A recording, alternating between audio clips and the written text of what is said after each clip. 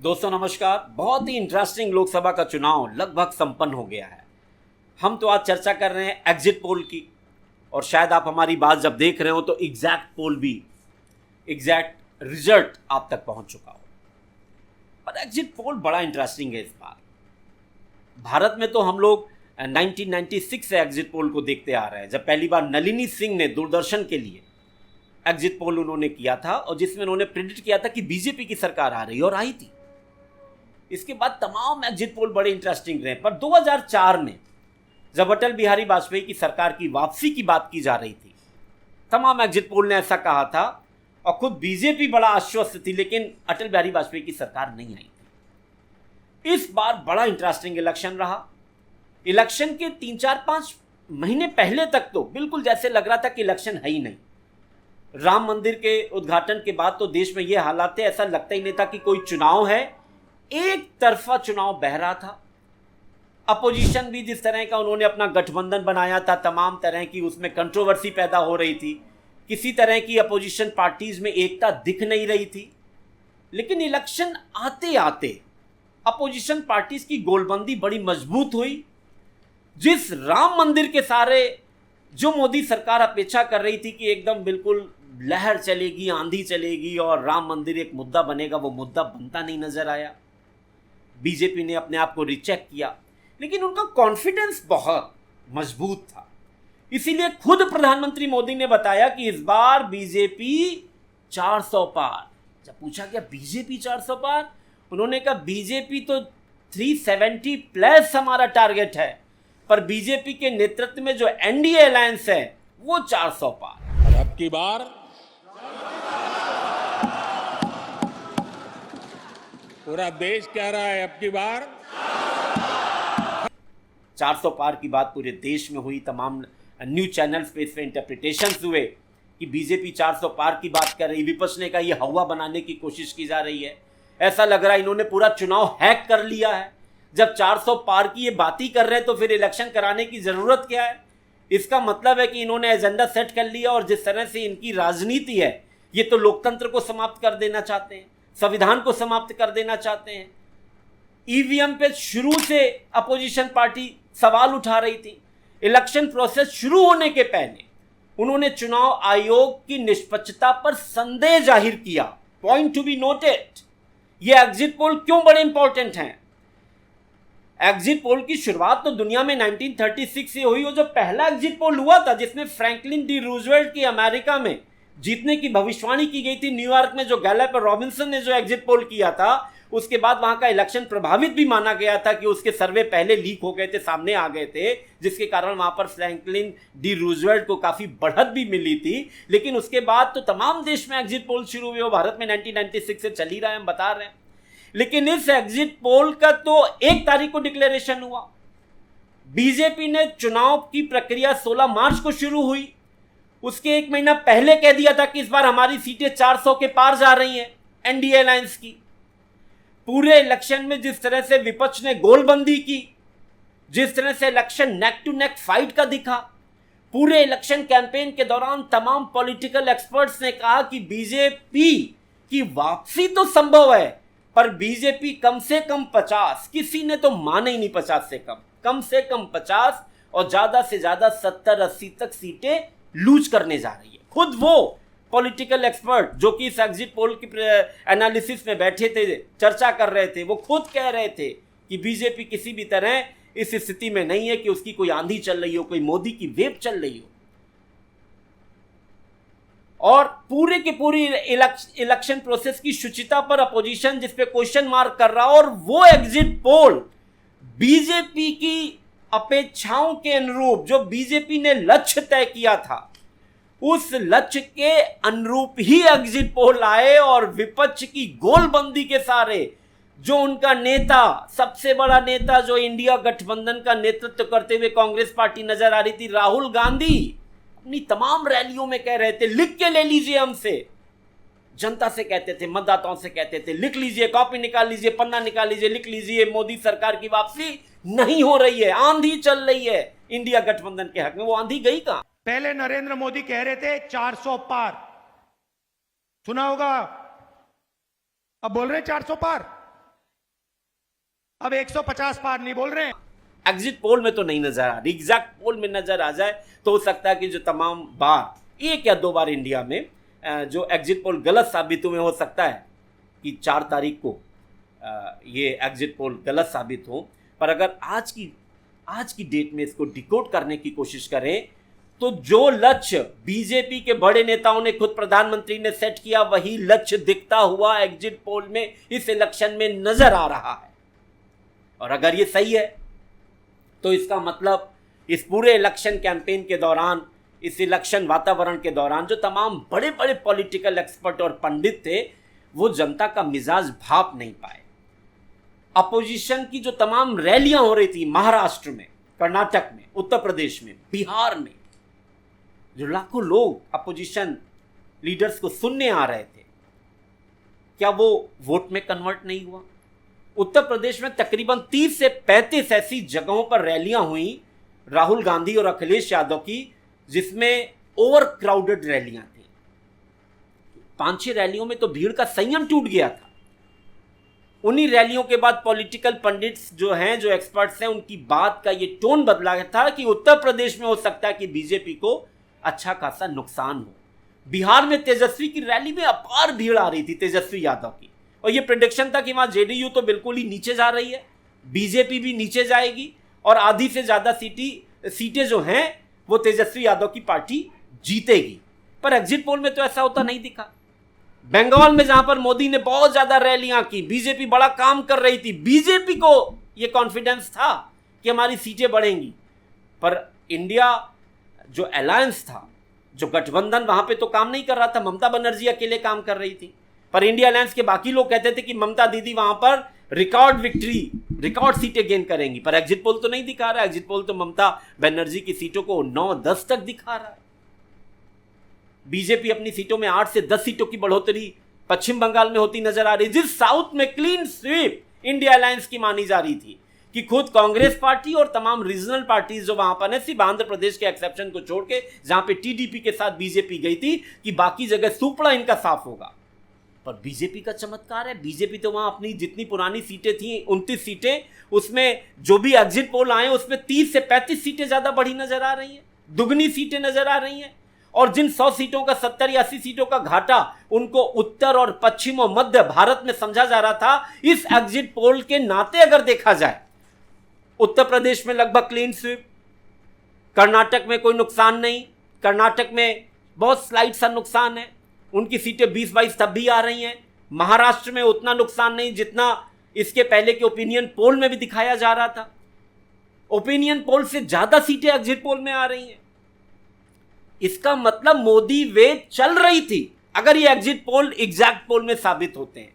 पर किसी पॉलिटिकल पंडित ने किसी टीवी पर, खुद उन चैनल्स पे जिसमें जो कहा जाता था कि तमाम वो उद्योगपति हैं जो बीजेपी के साथ रहते हैं, उस चैनल पे भी इस तरह की लहर का दावा नहीं किया जा रहा था। अगर 400 पार की बातें हम लोग मान भी लेते हैं तो 400 पार की बातें का मतलब है 3/4 सीटें, 414 सीटें राहुल गांधी को इंदिरा गांधी की हत्या के बाद 1984 में आई थी उस लोकसभा चुनाव में, और उसी के आसपास अगर 400 के पार एनडीए जाता है, इसका मतलब 3/4 सीटें मिलने का मतलब है सुनामी चलना।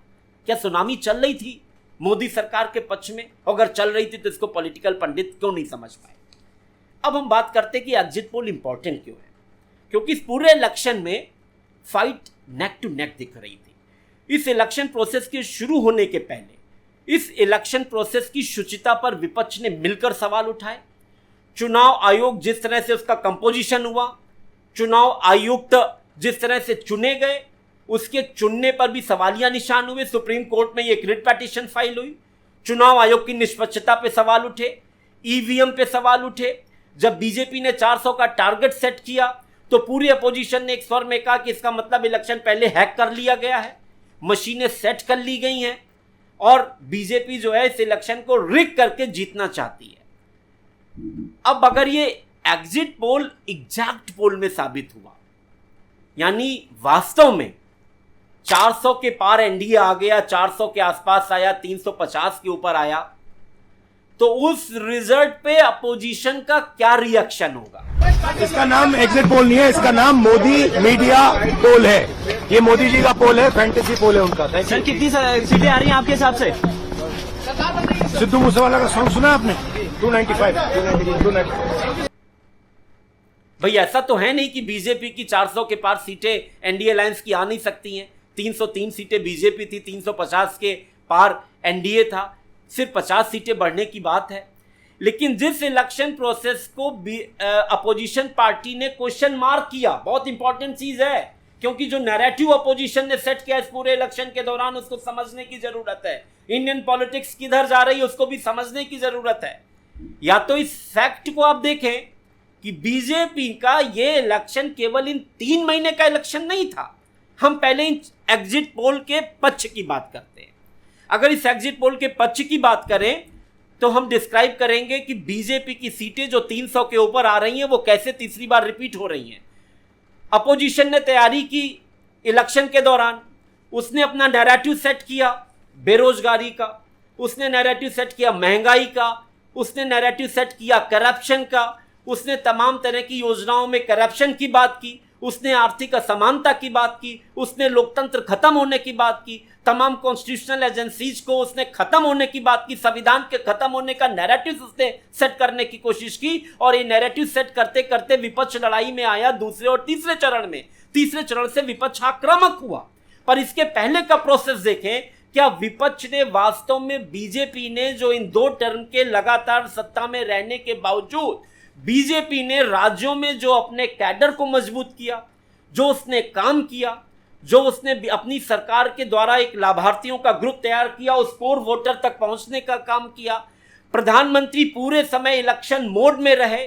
जिस तरह से विधानसभा चुनाव में भी वो अपने इस वाले लोकसभा चुनाव को देखते हुए अपनी रैलियां करते रहे। बीजेपी 24/7 इलेक्शन मोड में रही।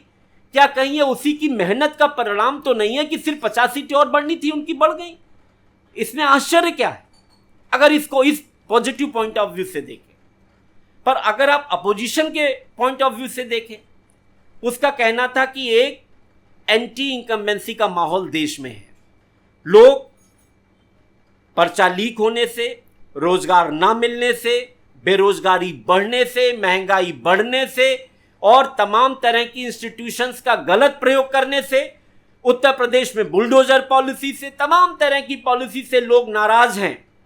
और देश में मुस्लिम पॉलिटिक्स ने इस बार एक तरह का उन्होंने नैरेटिव बनाया कि पूरी तरह से वो कांग्रेस यानी इंडिया अलायंस के पीछे एकजुट खड़े नजर आए। मुस्लिम पॉलिटिक्स जो भारत में है वो तो हमेशा ही एंटी बीजेपी, जब से बीजेपी का डोमिनेंस बढ़ा है विशेषकर मंदिर राजनीति के बाद, हमेशा एंटी बीजेपी उनका हमेशा उनकी पोलिंग बिहेवियर रहा है। लेकिन इस बार मुस्लिम वोट बैंक पूरी तरह से एकजुट था। तो इस तरह से देखा गया कि शायद अपोजिशन उस नैरेटिव को सेट करने में कामयाब रहा, क्योंकि बड़ी संख्या में उत्तर प्रदेश और बिहार में जो यूथ है वो इनके नेताओं की रैली में आ रहा था। और विपक्ष, अब मैं बात कर रहा हूं विपक्ष ने जो नैरेटिव सेट किया वो तो बीजेपी का नैरेटिव हुआ कि उसने वास्तव में बहुत मेहनत की। उस मेहनत का परिणाम था कि आज उनकी सीटें, उनका रिपीटिशन तीसरी बार हो रहा, उनकी सीटें हो सकता है 400 के आसपास हो, 350 के ऊपर तो सभी जितनी एजेंसीज हैं उनको दे रही हैं। पर एग्जिट पोल में इंटरेस्टिंग चीज ये है कि ऐसी सुनामी पूरे इलेक्शन के दौरान खुद बीजेपी को नहीं दिखी कि बीजेपी की प्रचंड बहुमत के साथ वापसी हो रही है। इस पूरे एग्जिट पोल में जो चीज खटकती है वो एक पहली चीज ये। दूसरी चीज ये है कि विपक्ष ने बहुत महत्वपूर्ण बात कही थी, और अगर एग्जैक्ट रिजल्ट जो कि कमोबेश ऐसे रहते हैं और अगर आते हैं तो अपोजिशन उस रिजल्ट को क्या स्वीकार करेगा? इंडियन पॉलिटिक्स में आज तक ऐसा नहीं हुआ है कि जब कभी कोई सरकार चुनकर आए और अपोजिशन ये कह दे कि ये पूरा इलेक्शन ही फ्रॉड है। लेकिन इस बार का जो नैरेटिव अपोजिशन ने सेट किया है, संविधान खतरे में, लोकतंत्र खतरे में, सारी एजेंसीज को हाईजैक करने का आरोप जो उन्होंने वर्तमान सत्ता पे लगाया, और अगर उस सत्ता की वापसी होती है उसके बनाए हुए लक्ष्य के अनुरूप, अगर उन्होंने टारगेट सेट किया 400, अपोजिशन ने आरोप लगाया कि इसका मतलब है कि इलेक्शन इन्होंने पहले सेट कर लिया है, हैक कर लिया है। तो क्या अपोजिशन उस एग्जैक्ट रिजल्ट को, जो अगर इसके नजदीक रहता है, जिसकी 80 से 90% तक संभावना है, अपोजिशन क्या ग्रेसफुली स्वीकार करेगा? और अगर अपोजिशन की बात पे माने तो अभी तो 48 घंटे हैं एग्जैक्ट रिजल्ट आने में, लेकिन अपोजिशन ने, खुद कांग्रेस ने सिर्फ इस एग्जिट पोल को नकारा नहीं है, उन्होंने, जयराम रमेश ने, कांग्रेस के बड़े नेता ने, जो कि उनका कम्युनिकेशन डिपार्टमेंट के हेड हैं, उन्होंने आरोप लगाया इस पूरी इलेक्शन कैंपेन में, जो कि वास्तव में सूत्रधार थे अपोजिशन को जोड़ने के, और उन्होंने आरोप लगाया है कि खुद गृह मंत्री अमित शाह सभी, जितने उत्तर प्रदेश में जितनी ये लोकसभा कॉन्स्टिट्यूंसी और जितने जिलों में पड़ती हैं, उन जिलों के जिलाधिकारियों से सीधे संपर्क कर रहे हैं, और अब तक 150 जिलाधिकारियों से वो बात कर चुके हैं, इलेक्शन को प्रभावित कर रहे हैं। इलेक्शन कमीशन ने भी कांग्रेस के इस आरोप का कॉग्निजेंस लिया है, उनसे सबूत मांगा है।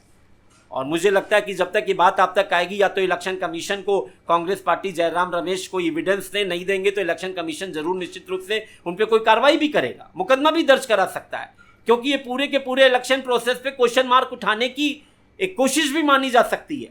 पर हम अपोजिशन की बात पे आते हैं कि अगर आप ये मानते हैं, अगर आप इसके इलेक्शन को, रिजल्ट को, जो कि इसी के अगर आसपास रहता, अगर आप ग्रेसफुली स्वीकार कर लेते हैं, तब तो कोई बात नहीं। आप सोचिए ट्रंप ने क्या किया था अमेरिका में, जिसमें जो बाइडेन इलेक्शन जीते, प्रेसिडेंट चुने गए, उस इलेक्शन को मानने से ट्रंप ने इंकार कर दिया था। उन्होंने कहा कि बड़े स्तर पर रिगिंग हुई है, कितनी बड़ी अराजकता हो गई थी कैपिटल हिल में, हम सब लोगों ने देखा, वो इतिहास है, उस पर भी अभी मुकदमे चल रहे हैं, आपराधिक अभियोग उसमें ट्रंप पर चल रहा है। पर अगर कल कांग्रेस पार्टी के नेतृत्व में अपोजिशन इस इलेक्शन को मानने से, इसके रिजल्ट को मानने से इंकार कर दे और कहे ये रिग है, हम तो पहले ही कह रहे थे कि 400 के पार जब इन्होंने बात की है, बीजेपी ने इलेक्शन सेट कर लिया है। अगर कल अपोजिशन इस इलेक्शन को ही मानने से इंकार कर दे, पहली बार बड़ी कॉन्स्टिट्यूशनल क्राइसिस देश में पैदा हो सकती है। इसलिए एग्जिट पोल पे चर्चा बड़ी इंपॉर्टेंट है, क्योंकि ये कॉन्स्टिट्यूशनल क्राइसिस होगी। विपक्ष ने जो नैरेटिव सेट किया है, विपक्ष ने जिस एकजुटता के साथ कॉन्स्टिट्यूशन खतरे में, इसको लेकर के उन्होंने लोगों को जगाने की जो कोशिश की है अपनी तरफ से, अगर कल देश का एक बड़ा जनमानस, भाई आप मान के चलिए 45 से 50% तक वोट बीजेपी और उनके समर्थक लोगों को पड़ रहे हैं, इसका मतलब अभी भी 40 से 50-55% तक लोग बीजेपी के साथ नहीं है। उसमें से 10-20% ऐसे हैं जो पार्टियों के अंधभक्त होते हैं। अगर वो लोग किसी तरह का सिविल अनरेस्ट इस चीज को लेके उठाते हैं कि ये तो रिग है, इस इलेक्शन को हम नहीं मानते। एग्जिट पोल किस मायने में इंपॉर्टेंट है, आप देखने समझने की कोशिश करिए। 150 डीएम से अगर गृह मंत्री कांटेक्ट में है, इसका मतलब क्या कि इलेक्शन को प्रभावित करने की कोशिश की जा रही है। ईवीएम का मैटर सुप्रीम कोर्ट में गया, सुप्रीम कोर्ट ने कहा कि आप साबित करिए। सुप्रीम कोर्ट ने तो प्राइमा फेसा इसको माना ही नहीं कि ईवीएम हैक हो सकती हैं। इलेक्शन कमीशन ने मौका दिया, आप नहीं साबित कर पाए। अगर ये रिग है तो इसको साबित करने की जिम्मेदारी किस पे है? अपोजिशन पे है। अगर आप मानते हैं कि इसमें किसी भी तरह की रिगिंग हुई है तो इसको साबित करने की जिम्मेदारी किस पे थी? अपोजिशन पे। अपोजिशन के पास समय था। अगर ईवीएम हैक हो सकती हैं तो इस पे तो खुद प्रशांत भूषण तक ने रिट की, तमाम एक्सपर्ट्स ने रिट की, पर वो सुप्रीम कोर्ट में मैटर अभी चल रहा है, इसको साबित नहीं कर पाए। वीवीपैट के पर्चियों के मिलान को लेकर के एक सुप्रीम कोर्ट का ऑर्डर भी आया है, उसको लेके इलेक्शन कमीशन से अपोजिशन मिला है। हमारा सिर्फ आपसे चर्चा का आशय ये महत्वपूर्ण ये नहीं है। एग्जिट पोल तो आते रहे, इलेक्शन होते रहे, 19वीं लोकसभा है, पर एग्जिट पोल के रिजल्ट को इनकार कर देना, ना मानना, ये तो पॉलिटिकल पार्टी करती आई है। पर भारत के लोकतांत्रिक इतिहास में आज तक ऐसा नहीं हुआ है कि आप इलेक्शन के रिजल्ट को ही डिनाई कर दें, मानने से इंकार कर दें। ये होने की संभावना पहली बार है देश में। जिस तरह से अपोजिशन ने नैरेटिव सेट किया इलेक्शन कैंपेन के दौरान और इलेक्शन कैंपेन खत्म होने के बाद एग्जिट पोल आने के बीच में, और एग्जिट पोल से एग्जैक्ट पोल आने के बाद, देश में पहली बार, मैं आपको बताता रहा हूं, देश में पहली बार कोई कॉन्स्टिट्यूशनल क्राइसिस भी पैदा हो सकती है, क्योंकि अपोजिशन पार्टी ने गृह मंत्री पे बहुत गंभीर आरोप लगाया है। काउंटिंग के पहले 150 जिलाधिकारी जो कि जिला निर्वाचन अधिकारी होते हैं, they all are the representative of the election commission of India. Election commission of India पे सवाल उठाना मतलब पूरे इलेक्शन प्रोसेस पे सवाल उठाना है, इलेक्शन काउंटिंग पे सवाल उठाना है। इसका मतलब है पहली बार देश में इलेक्शन रिजल्ट अगर एग्जिट पोल के अनुरूप आए तो शायद अपोजिशन पार्टियां इसको इस बार मानने से इनकार कर सकती हैं, क्योंकि खुद कांग्रेस पार्टी की बड़ी नेता प्रियंका गांधी ने अपने एक इंटरव्यू में कहा कि बीजेपी अगर फेयर इलेक्शन हुआ, ईवीएम में गड़बड़ी ना हुई तो 180 के ऊपर नहीं आएगी और गठबंधन की सरकार बनेगी। गठबंधन के हम कहेंगे नेता कांग्रेस के अध्यक्ष मल्लिकार्जुन खड़गे ने कहा 295 प्लस इंडिया अलायंस लेके आ रहा है। खुद राहुल गांधी ने कहा कि ये मोदी मीडिया एग्जिट पोल है, ये एग्जैक्ट पोल नहीं है। उन्होंने कहा ये फैंटेसी है। अगर इसको फैंटेसी एग्जैक्ट रिजल्ट को भी अपोजिशन ने बताया तो इंडियन पॉलिटिक्स किधर जाएगी? क्या कोई सिविक अनरेस्ट इस तरह का इंडियन पॉलिटिक्स में पैदा हो सकता है? ये पहली बार इस तरह की संभावना दिख रही है, क्योंकि अपोजिशन के लिए ये करो या मरने का चुनाव था। एक आखिरी चीज, क्योंकि इस पूरे इलेक्शन कैंपेन में मोदी ने जो अपना इलेक्शन कैंपेन का जो कंक्लूजन किया, उन्होंने इलेक्शन कैंपेन खत्म होने के बाद विवेकानंद रॉक मेमोरियल में 45 घंटे की उन्होंने साधना की। तो स्वामी विवेकानंद का एक कोट जो कि दोनों के लिए, एक मोदी के लिए और एक राहुल गांधी के लिए, मैं उस कोट को कहते हुए अपनी बात खत्म करूंगा। और वो कोट बहुत अच्छा लगा मुझे, क्योंकि बीजेपी ने 24/7 मेहनत करती है। मोदी ने कुल मिलाकर के इस इलेक्शन कैंपेन के दौरान 2019 से ज़्यादा मेहनत की, 200 रैलियां की। बीजेपी की जहां तक हम संगठन की बात करें तो बूथ लेवल तक उन्होंने बहुत काम किया। अपोजिशन को अपने गिरेबान में झांकना होगा। क्या उत्तर प्रदेश में कांग्रेस और समाजवादी पार्टी का बूथ लेवल का मैनेजमेंट इतना मजबूत था? क्या बिहार में आरजेडी का बूथ मैनेजमेंट इतना मजबूत था? क्या पूरे देश में अपोजिशन पार्टी जहां जहां पर है सत्ता में, उन्होंने क्या बीजेपी की तरह से अपने काडर को विकसित किया? क्या सिर्फ ये कह देना कि बीजेपी ने इलेक्शन को रिग करके जीतने की कोशिश की है? स्वामी विवेकानंद का कथन मैं कहना चाहूँगा, जो उन्होंने कहा था, देश में राष्ट्रीयता के विकास के लिए यहाँ के युवाओं को जगाते हुए, उठो, जागो और तब तक मत रुको जब तक लक्ष्य की प्राप्ति ना हो जाए। मोदी के नेतृत्व में बीजेपी ने 400 पार का एजेंडा सेट किया एनडीए के लिए, 370 बीजेपी के लिए। इसके लिए बीजेपी के कैडर ने जी जान मेहनत की और उन्होंने अपना संगठन खड़ा किया। पर इसी दौरान अपोजिशन लीडर्स ने भी डटकर मेहनत की। बहुत समय के बाद अपोजिशन ने एक आइडियोलॉजी के तहत तमाम दलों को जोड़ने की कोशिश की और राहुल गांधी ने भी एक साधना करते हुए उन्होंने जिस तरह से 10,000 किलोमीटर, जिसमें उन्होंने 4,000 किलोमीटर पैदल चले, 6,000 किलोमीटर उन्होंने हाइब्रिड तरीके से उन्होंने पूरे देश का भ्रमण किया, उत्तर से दक्षिण तक, पूरब से पश्चिम तक, तमाम तरह की रैलियां उन्होंने की। तमाम नेताओं ने मेहनत की, तेजस्वी ने मेहनत की, ममता बनर्जी ने मेहनत की, अखिलेश यादव ने मेहनत की, नैरेटिव सेट करने की कोशिश की। उनके लिए भी यही कोट है कि आपका भी लक्ष्य है, राजनीति का लक्ष्य, पॉलिटिक्स का लक्ष्य है सत्ता प्राप्त करना, और सत्ता प्राप्ति के द्वारा जनता की सेवा करना। तो उठना और जागना पर्याप्त नहीं है। अपोजिशन को इस एग्जिट पोल के नाते अगर देखें, और यही अगर एग्जैक्ट पोल में बदलता है और अपोजिशन फिर से कामयाब नहीं होता है और मोदी सरकार की तीसरी बार वापसी होती है और अपोजिशन धड़ाम होकर अगर गिरता है, तो ये तो माना जाएगा अपोजिशन ने मेहनत की, नैरेटिव सेट करने में सफल रहा, नेक टू नेक इसको फाइट दिखने में तो ले ही आए थे। पर अगर ये एग्जीक्यूशन नहीं हुआ, क्यों?